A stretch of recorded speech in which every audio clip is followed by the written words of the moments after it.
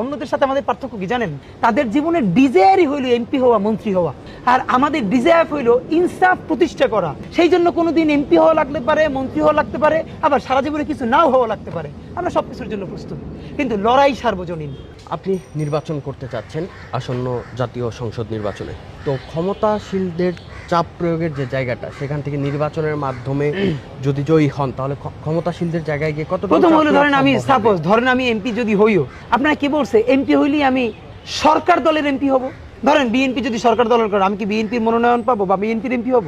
সংসদে তো বিরোধী দলীয় এমপিও লাগে, এবং যেই সংসদে যত বেশি বিরোধী দলীয় এমপি ভালো থাকে সেই সংসদ তত ফাংশন করে। রবীন্দ্রনাথ যখন ব্যারিস্টারি পড়তে গেছে বিলেতে, পড়াশোনা বাদ দিয়া গ্লাডস্টোন এবং অন্যদের সংসদীয় বিতর্ক দেখতে গিয়া ইংল্যান্ডের পার্লামেন্টে বসে থাকতো। এর মানে তাদের এত প্রাণবন্ত বিতর্ক হইতো।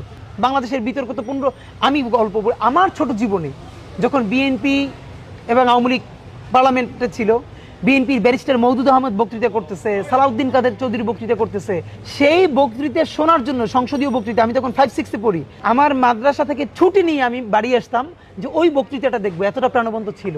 তো আপনার একটা ভালো পার্লামেন্ট করতে তো শুধু আমি না, আমাদের মতো অনেক তরুণ বিরোধী দলের বেঞ্চে বসা দরকার, যারা সরকারি দলকে টু দি পয়েন্টে ধরতে পারবে, বলতে পারবে। পার্লামেন্টে গেলে কি আদৌ পসিবল হবে ক্ষমতাশীলদের সেই চাপ প্রয়োগটা? মানে পার্লামেন্টে বিরোধী দলের কাজ কি? কাজই হলো চাপ দেয়া। তো প্রথম হলো আমি নির্বাচিত হব কিনা সেইটাই তো আমি জানি না। আমি তো ভোট পাইতে পারি 500, তো এই 500 ভোট পাইলে কি আমার ইজ্জত যাওয়া উচিত? আমার ইজ্জত যাওয়া উচিত না। আমি খুব হ্যাপি। এর মানে 1 পয়সা খরচ না কইরা 500 মানুষ আপনারা বিশ্বাস করছে, এর মানে আমি মরে গেলেও আমাদের মতো আরো যেই তরুণরা দেশের জন্য কাজ করবে, একদিন এই 500 ভোট 5 লাখ হয়ে যাবে, কোনো পয়সা ছাড়া তখন জনগণের প্রতিনিধিত্ব করতে পারবে। আমরা সেই আদর্শটা সামনে মানুষের সামনে দেখতে আইতে চাই, যে বিনা পয়সায়ও জনগণের ফান্ডিংয়ে জনগণের নির্বাচন করা যায়।